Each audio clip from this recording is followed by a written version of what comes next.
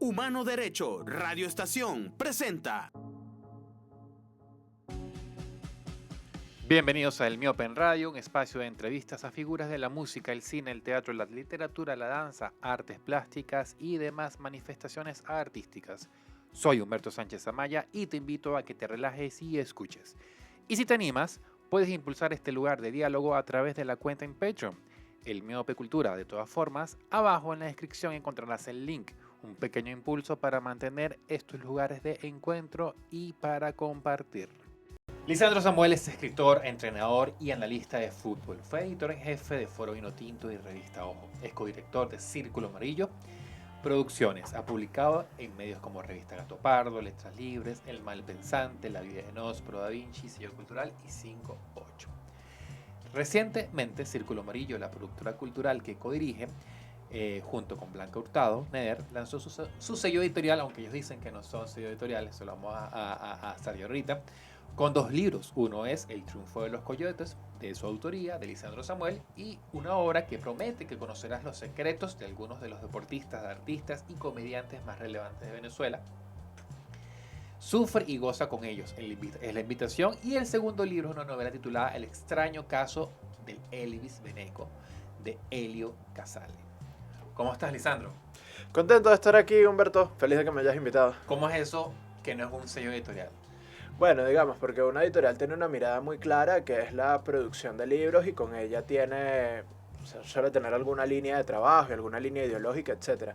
Nosotros nos vemos como una productora en la que hoy, bueno, estamos haciendo libros porque vimos ahí una oportunidad de negocio, además de que es algo que nos interesa y nos apasiona, pero si el día de mañana no hacemos libros, pues no pasa nada. Nuestra línea siempre ha sido la misma, hacer lo que nos dé la gana siempre y cuando sea rentable. Hasta ahora, antes de diciembre, porque en diciembre es cuando se sale a la calle, salen a la calle estos 2 libros.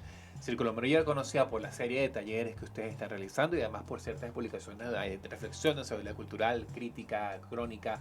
Se han caracterizado por esto y dan este salto a expandir esta línea, digamos, del área de la producción, ¿no? Pero en tu caso, Lisandro, una persona que siempre ha estado activa en el registro, ¿no?, cultural, ¿en qué momento surge tu interés por las letras, ¿no?, por la palabra escrita como medio de expresión, catarsis, desahogo?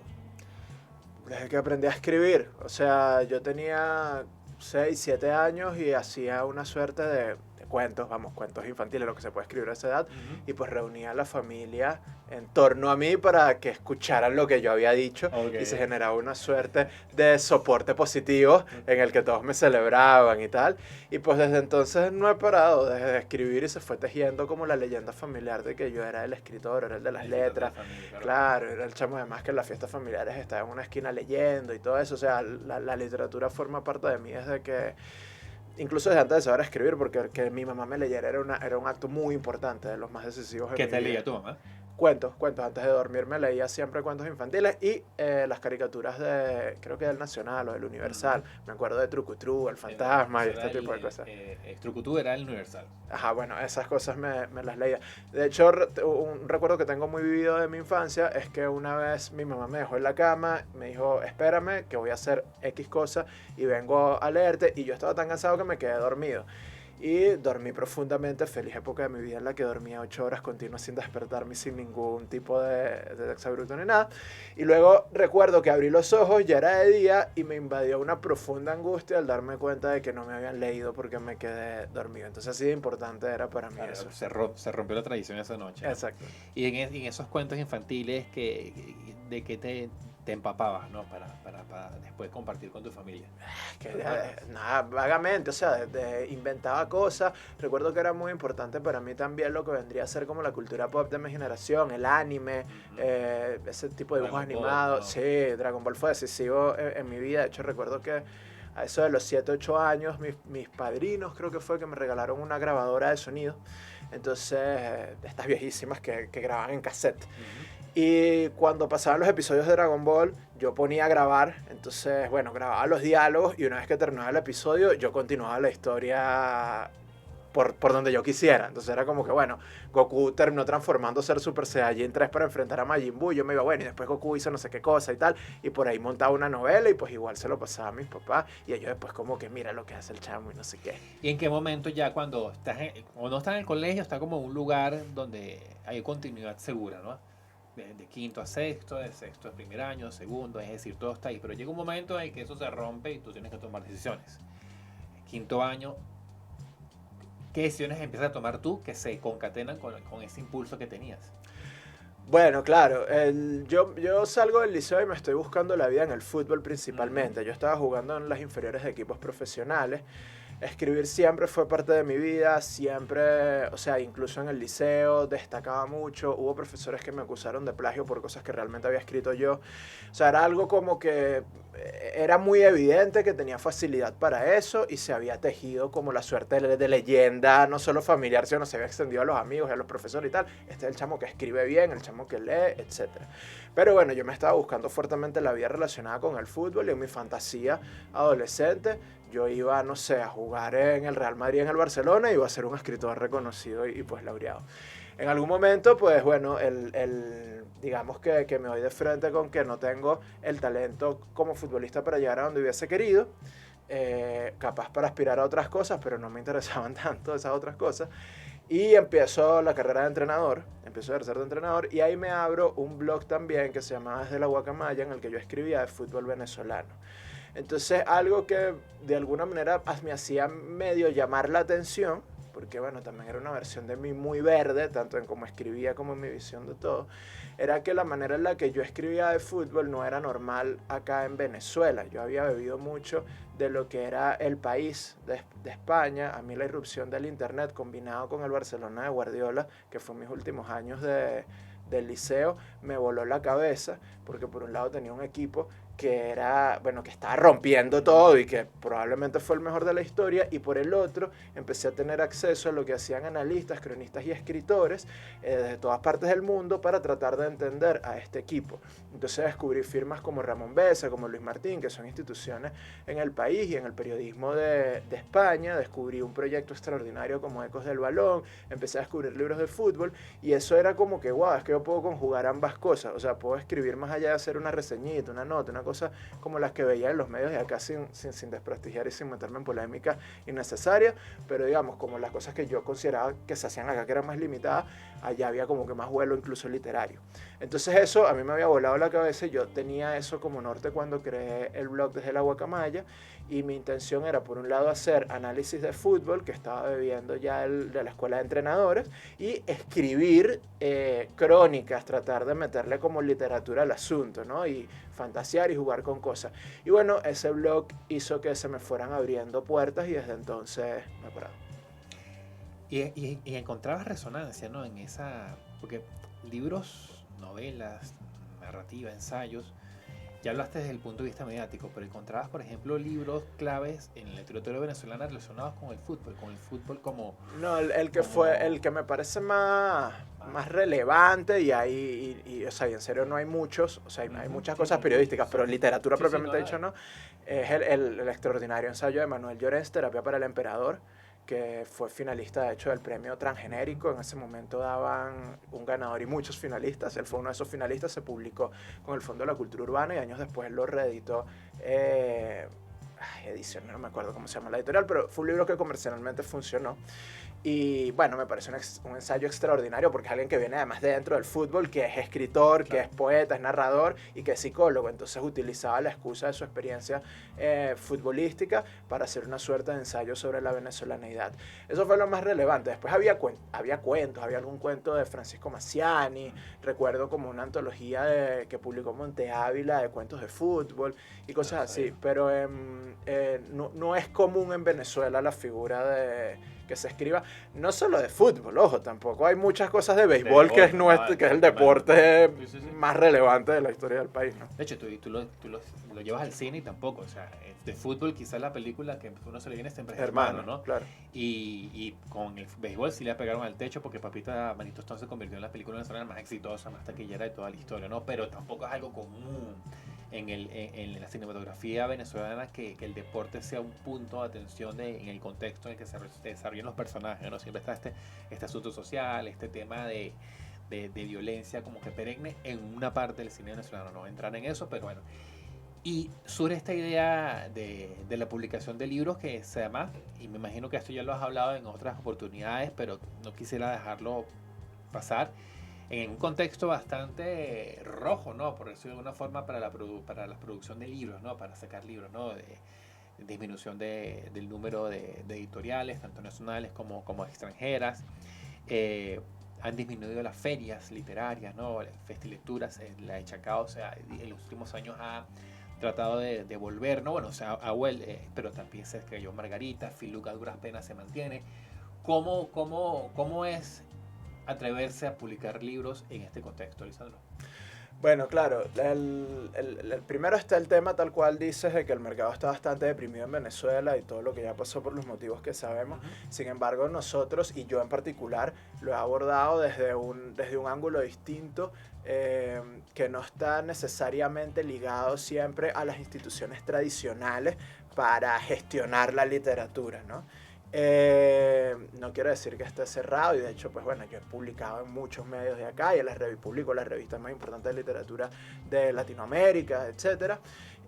Pero nosotros, por ejemplo, desde que creamos Círculo Amarillo, teníamos en mente que esto era una posibilidad y que para que fuera rentable y para que pudiera funcionar teníamos que tener contacto con la audiencia, contacto directo. Entonces nos dedicamos a crear una base de datos durante 4 años antes de ver que esto fuese viable.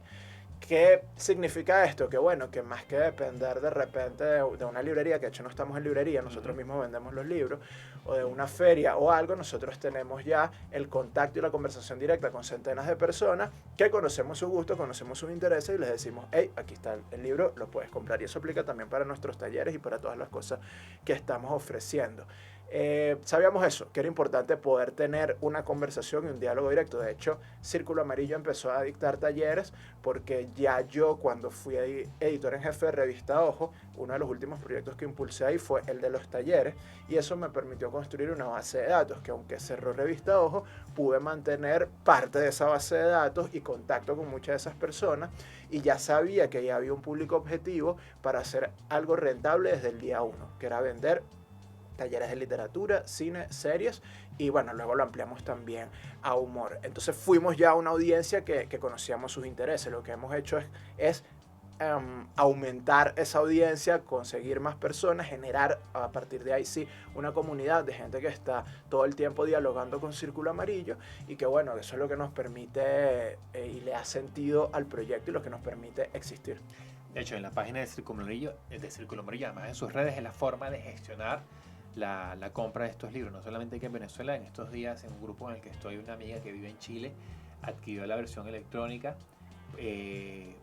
bueno, a través de las redes, ¿no? Porque se enteró del buen trabajo que están haciendo ustedes, además de promocionar a través de Reels, en Instagram le llegó la información, y además que en la elección de no solamente de tu libro, Lisandro, sino también de Helio, que curiosamente Helio quizás para el público general no sea un nombre muy común, pero tú y lo es. Recuerdo un conversatorio que hicimos en diciembre en la Tasca Ponte aquí en Chacao para hablar sobre el libro. Uno de los grandes humoristas, quizás en este momento no es el que está en la palestra comercial o mainstream, como se podría decir, pero fíjate, ella llegó por el nombre de Helio, ¿no? Uno de los creadores del Chiburo Bipolar, y cómo ustedes se traen a Helio para Círculo. Bueno, Helio venía haciendo talleres, ¿no? Claro, Helio venía dictando talleres con nosotros. De hecho, los talleres cuantitativamente más exitosos que hemos hecho los ha dictado Helio y Ana Teresa Torres. Fíjate que 2 perfiles bien distintos, pero bien enfocados también en la escritura.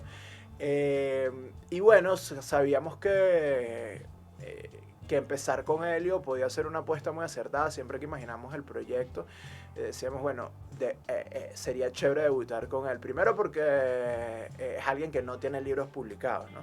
Entonces, de algún modo podía decirle, bueno, vamos a saltar al vacío juntos. Obviamente todo bien planificado y tal, pero no era lo mismo decirle algo, no sé, a Ana Teresa Torres, que a Helio, que está ya debutando, sí, ¿no? Exacto. Y bueno, y también pues que había un público que sabíamos que le podía interesar. Luego hay algo que para mí es como evidente, que es el interés de cierta audiencia venezolana por la comedia. Uno de los escritores más exitosos venezolanos de los últimos años es Otro Vagomas. A mí me da un poco la sensación de que un sector más tradicional de la literatura, más ortodoxo, más, no sé cuál es el nombre correcto, pareciera tenerlo como apartado. Sí, sin duda. O sea, no es como el tipo que aparece en las reseñas de los típicos medios y tal, pero es un rockstar. Es un rockstar. O sea, a donde va, lleva público, lleva gente, no, yo leía tus libros de que yo era chamo, y aquí tengo a mi hijo que es adolescente y está leyendo tus libros, etcétera. Y él ha sido totalmente producto de la autogestión. O sea, él mismo publica, él mismo, bueno, o sea, paga su editor y tal, pero él mismo organiza todo y pues cobra el dinero que cobra. Y además está el tema de que está viviendo un boom la comedia venezolana a través de muchos referentes del stand-up comedy, que les está yendo muy bien regados por el mundo. Que, si sumamos otro punto de esta cadena de circunstancias, la mayoría de ellos fueron de alguna parte formados o influenciados por Helio a través de Plop, a través de Helio trabaja en Plop, no es fundador, Plop, pero es productora. Exacto. De Chihuir, etcétera, y lo tienen en alta estima. De hecho, cuando hicimos el primer taller con Helio Casale, fue muy bonito ver a comediantes muy consagrados, o por lo menos que tienen mucho público, comediantes, no sé si decir mainstream, pero que están muy en la palestra y acumulando números muy altos, decir, hey, si van a hacer un taller de comedia, Helio es la persona que más sabe de comedia de Venezuela, o sea, le tiraban muchas flores. Yo le venía haciendo un seguimiento a Helio sin decirle para qué, desde hacía como 2 años, porque sabía que él estaba escribiendo un par de novelas, como, hey, ¿cómo vas con la novela? Hey, ¿cómo vas con la novela? ¿Cómo vas con la novela?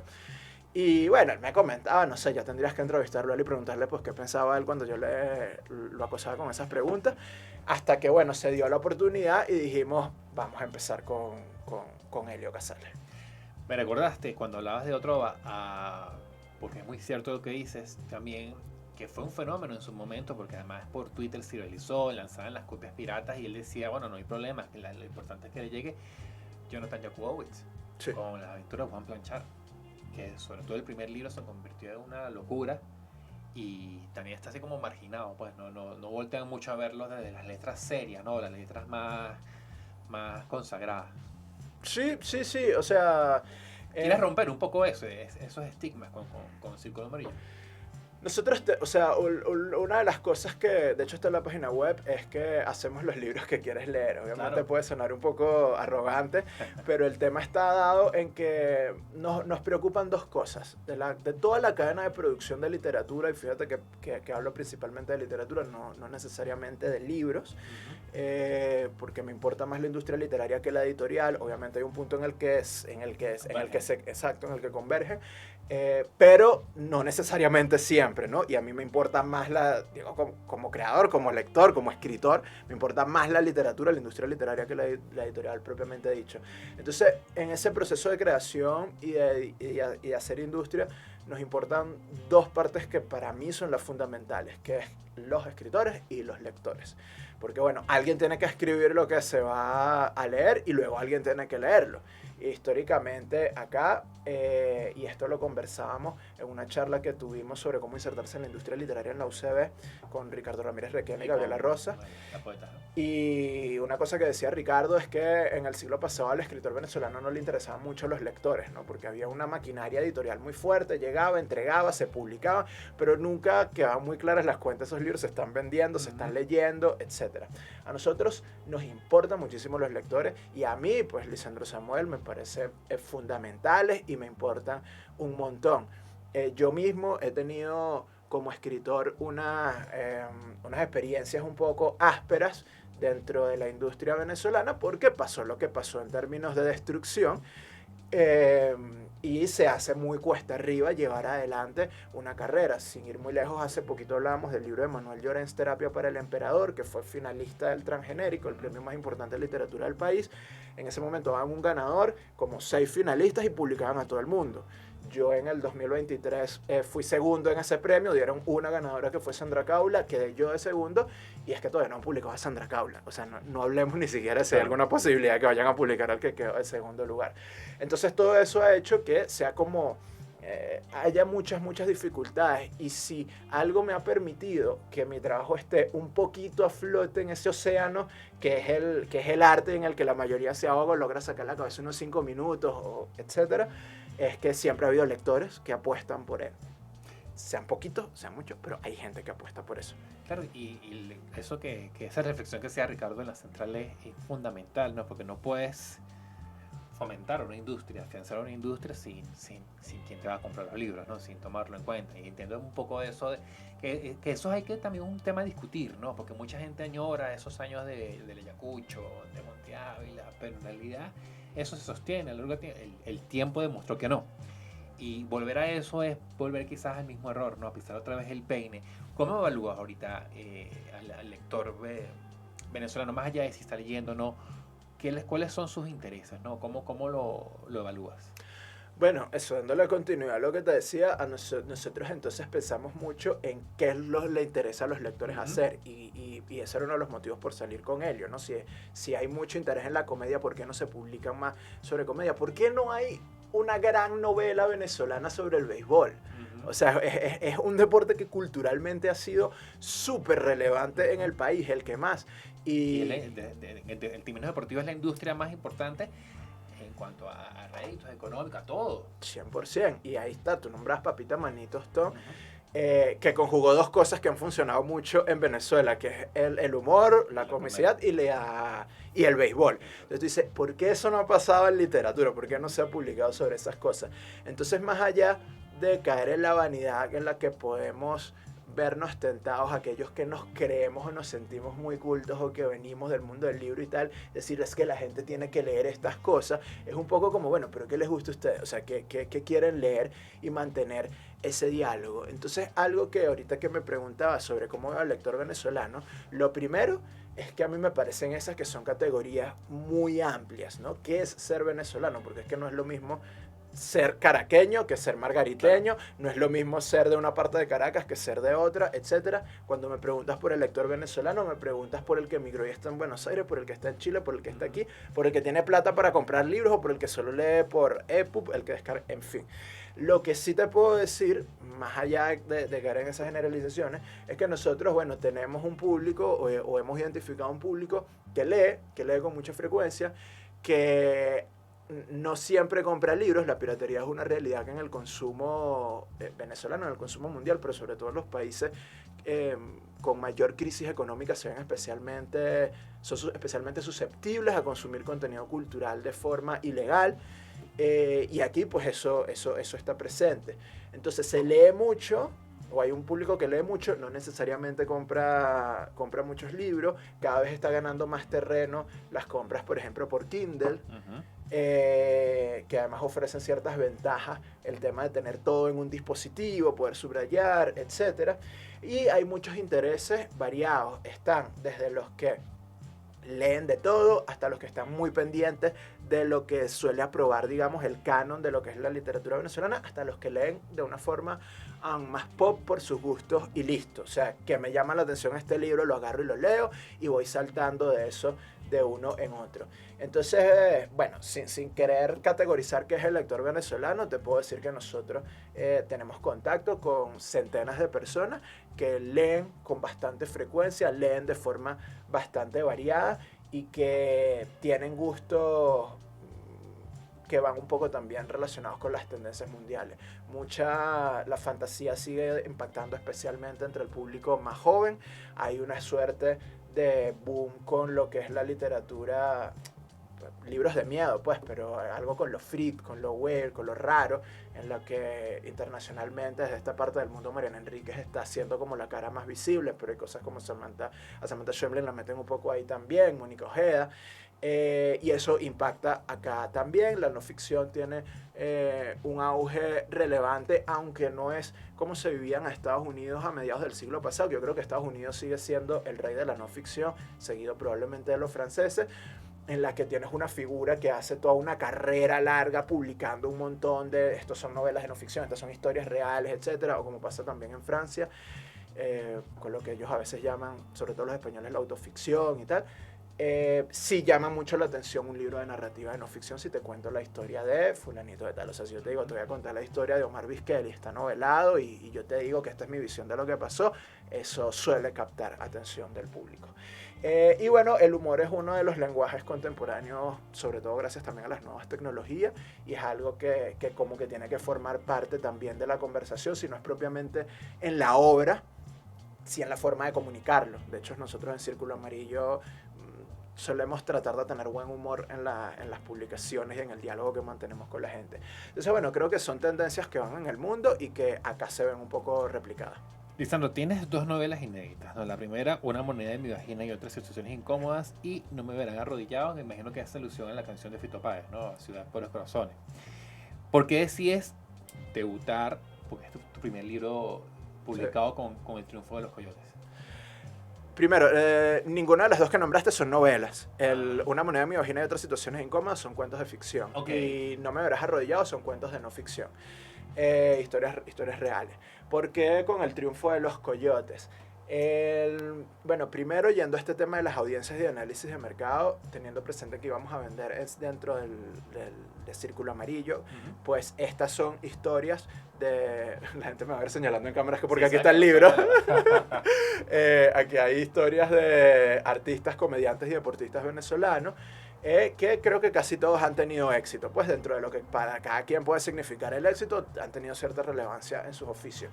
Y en Círculo Amarillo, que ofrecemos talleres sobre creación, hay mucha gente interesada, muchos venezolanos, pues cómo puedo hacer para vivir del arte, o de la creatividad o del humor. Claro. Entonces, de alguna manera, aquí tienen ejemplos de gente que lo ha logrado y que le está yendo bien. Y vimos que podía ser un libro que impactara especialmente bien dentro de esa comunidad. ¿Y estás trabajando tú en la primera gran novela sobre el fútbol venezolano? Tengo un libro de cuentos de fútbol venezolano.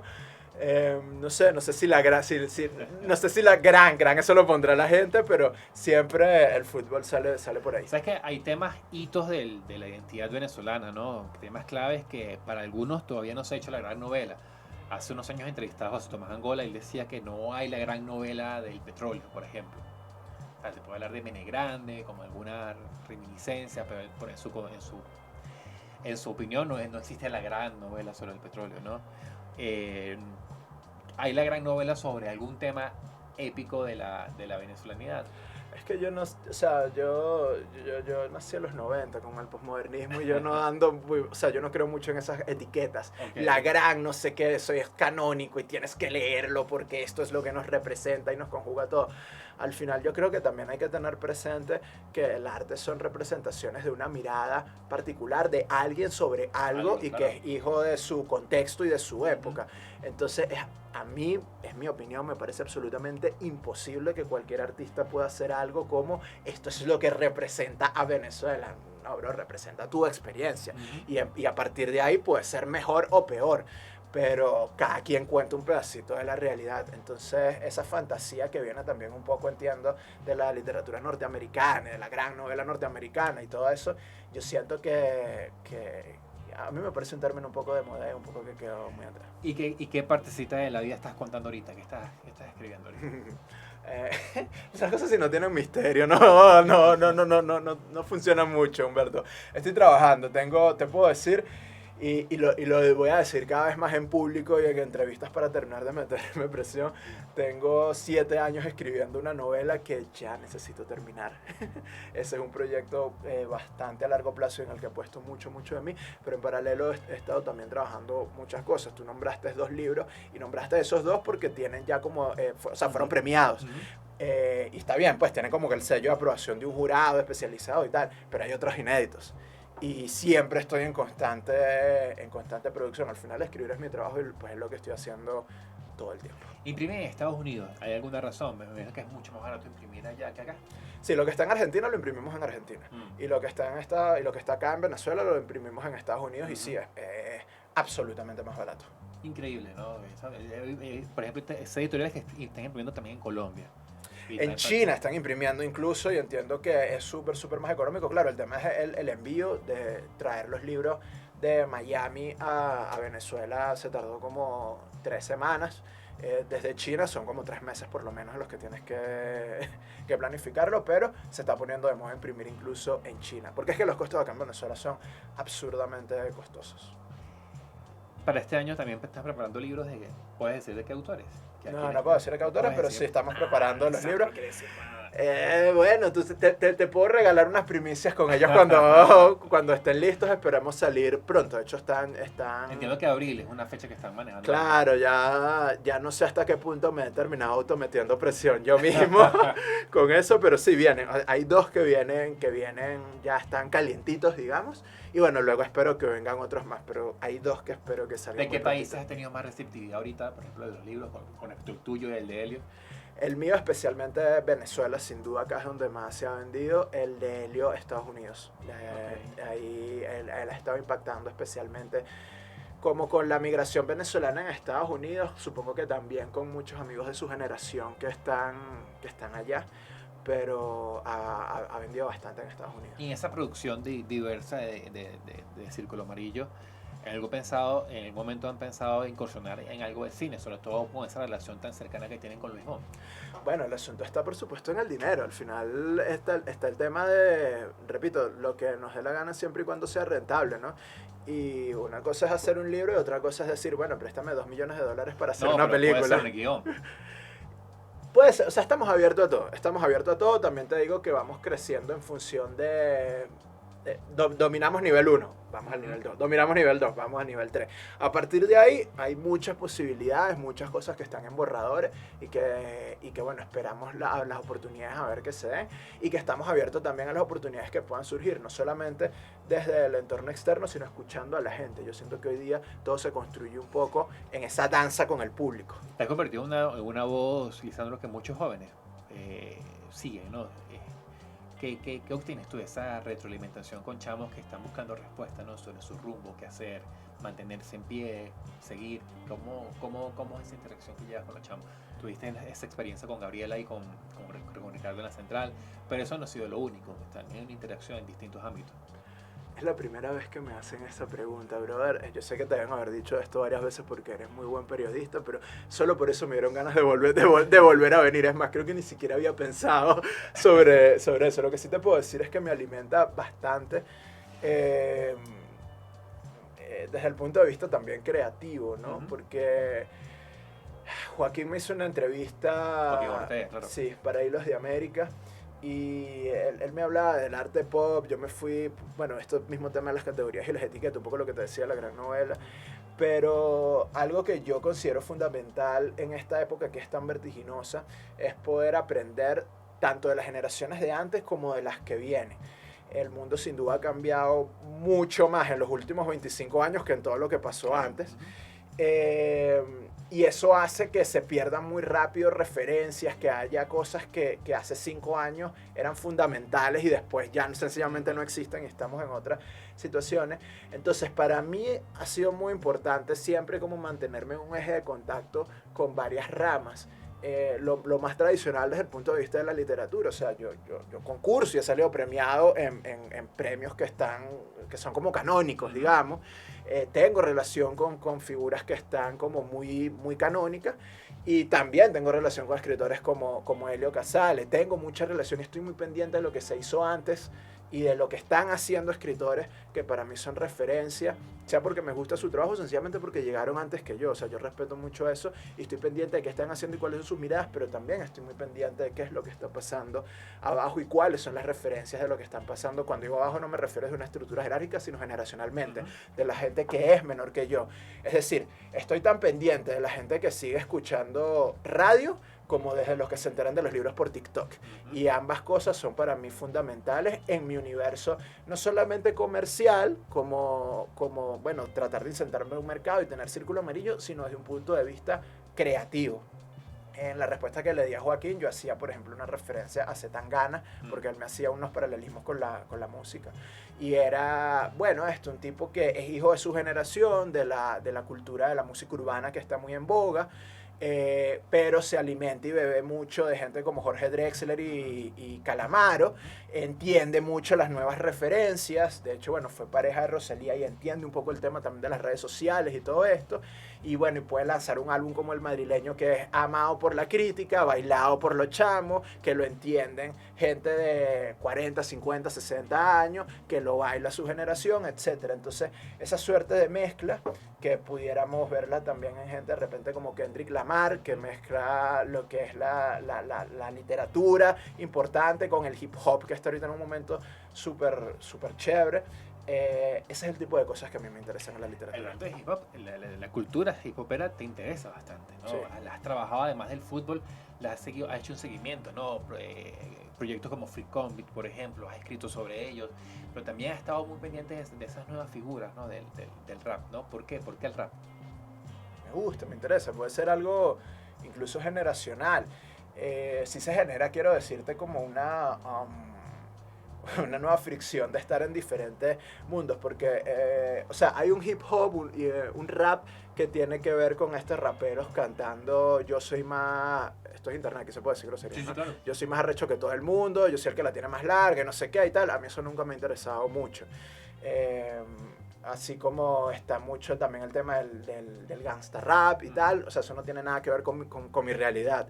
Sin embargo, te puedo decir que desde que era niño, el ritmo, el bombo y caja, me encanta. O sea, antes de poder racionalizar cosas y tal, me encanta. En una época muy lejana mía, porque yo soy cero religioso, pero bueno, vengo de una familia, sobre todo tengo una abuela muy católica, y me enseñaban a rezar que si el Padre Nuestro, el Ángel de la Guarda. Yo era el niño que le sacaba canas a mi abuela y mi mamá me lo celebraba porque un día, te estoy hablando que yo tenía como 4 años, le dije a mi abuela, mira, así hago yo el Ángel de la Guarda, y se lo rapeé. Y entonces lo rapeaba y tal, y o sea, como que me gustaba mucho el ritmo. Hay algo con los sonidos, con las mezclas del hip hop y estos géneros urbanos que me interesa el sonido propiamente dicho. O sea, el año pasado estuve escuchando SFDK, que es una gran referencia en España desde hace muchos años, pero sus últimos álbumes, las fusiones que hacen es como esto suena a algo que a mí me gusta. Más allá de eso, en cuanto a contenido, bueno, sí es un género que se ocupa especialmente de las letras, y a mí la música me ha entrado siempre mucho a través de las letras, claro, de lo que se escribe, porque es que me encanta la palabra escrita. Entonces, bueno, hay referentes y hay cosas ahí que me han gustado, y hay unas cuestiones relacionadas con esa cultura que también me hacen figura, quizás por el tema generacional. Y pues como te digo, o sea, yo trato de beber o sea, no reniego mi tiempo, aprendo del anterior. Y entiendo también, por ejemplo, que la cultura pop contemporánea es el trap, es el reggaetón. O sea, yo he escuchado a maestros, artistas de generaciones anteriores que alaban mucho la cultura pop de su época, pero dicen que aman el arte pop, pero de repente desprecian a las figuras del trap o del reggaetón. Y digo yo, bueno, ellos son el pop en este momento. O sea, nadie es más mediático y más popular que Bad Bunny, aunque a mí particularmente no me gusta su música, pero es un ícono que está ahí.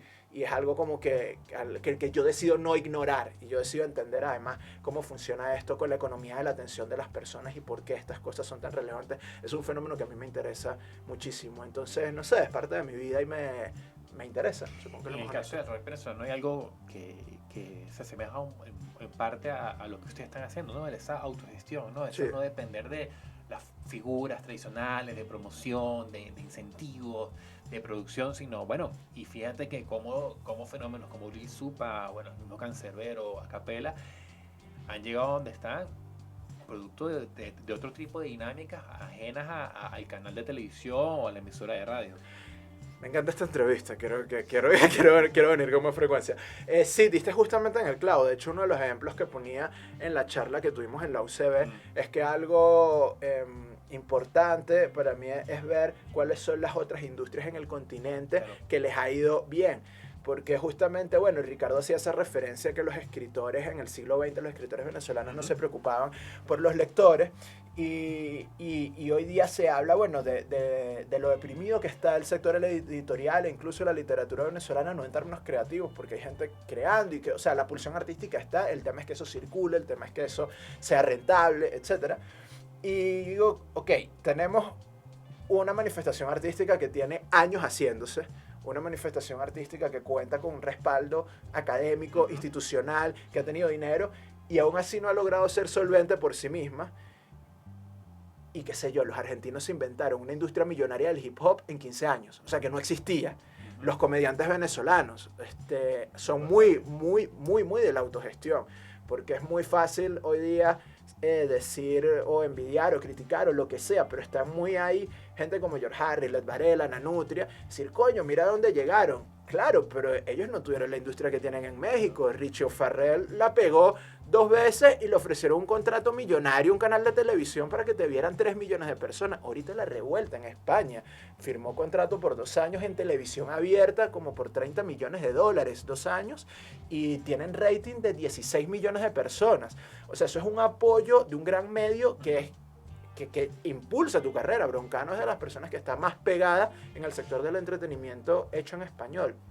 Eso no lo han tenido los comediantes venezolanos, no lo tuvieron en general. La industria del hip hop latinoamericano la está teniendo ahorita porque ya todos se quieren subir al carro, claro. Pero al principio no la tenían y ellos pues se lo construyeron. Y al final yo creo que estamos en una época en la que sí, la precariedad, que es un rasgo lamentable en términos de que antes se ha garantizado unos ingresos por ciertas habilidades que hoy día no necesariamente, pero que también te ha permitido que la respuesta a muchas cosas sea invéntatelo. No había un rapero argentino que estuviera pegado. Bueno, invéntate cómo va a ser ese negocio. Y están vivos. O sea, desde De Toque para acá, ellos fueron los que construyeron y los que crearon eso. Hace 15 años nadie se hubiese imaginado un fenómeno como el de Duki, llenando estadios en el mundo, cantando trap. Rapper, él dice en su sesión en Bizarrap, el primer rapero argentino en haberse pegado que sea Mi Barrio. Y es, bueno, casi que el primero o uno de los primeros en haberse pegado en general. Porque es que se veía con sospecha, Vico sí es considerado el primer rapero en español, no sé si es así propiamente dicho, pero fue probablemente el que tuvo primero más fama, y Vico sí es de cuando yo estaba niño. O sea, es algo muy joven y que se ha hecho muy porque a la gente le gusta y porque esta gente se empeñó. Y yo creo que ese es un espíritu que hay que tener vivo en todas las manifestaciones. ¿Y aquí en el país de esas jóvenes camadas, a quienes ves por ahí haciendo su buena carrera? En hip hop.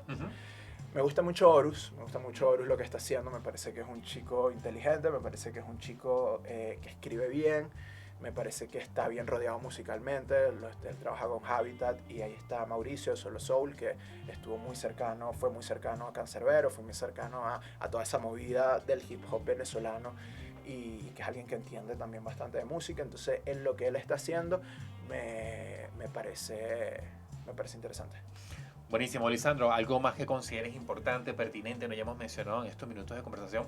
Pues sí, que compren los libros y que se inscriban en nuestra... ¿Cuáles son las coordenadas para comprar los libros? circuloamarillo.com/libros, ahí está todo. No sé cuándo va a salir esto, pero... Fin de semana. Ah, bueno, perfecto. Yo estoy ahorita promocionando también un taller que es como mi taller que más quiere la gente, hacer literatura con hechos reales, en el que doy herramientas para construir historias fácticas, con elementos reales, pero en general funciona para contar cualquier tipo de historias. Además, estamos haciendo como una edición promocional en la cual la inscripción contempla tanto el acceso a las clases como un ejemplar en físico de mi primer libro, El Triunfo de los Coyotes. Y eso empieza el primer fin de semana de abril. Recomendaciones literarias del 2025. Pero que recientes, que yo esté leyendo. Algo así que esté rompiendo el celofán que hayas descubierto. Leo mucho, Humberto, tienes que decirme esto con tiempo para traerme fresco, porque yo leo mucho y leo muy desordenadamente. De hecho, ahorita me estoy leyendo, por ejemplo, La Canción del Verdugo de Norman Mailer, que es de mediados del siglo pasado. Pero algo muy, muy, muy fresco, y no se vale recomendar cosas de Círculo Amarillo. Sí, La Llamada, Leila Guerriero. Extraordinario libro, escandalosamente bueno ese libro. Me parece lo mejor que ha escrito Leila, que ya es bastante decir. Leila para mí es de las mejores autoras que escriben en español del mundo. O sea, es brillante, y La Llamada me parece que es lo mejor que ha escrito. Ese libro lo publicó el año pasado, hace poquito recibió el premio de narrativa de Senda, me parece, y creo que es un libro extraordinario que conviene leer. Muchísimas gracias, Lisandro. A ti, ojalá me vuelva a invitar. Buenísimo.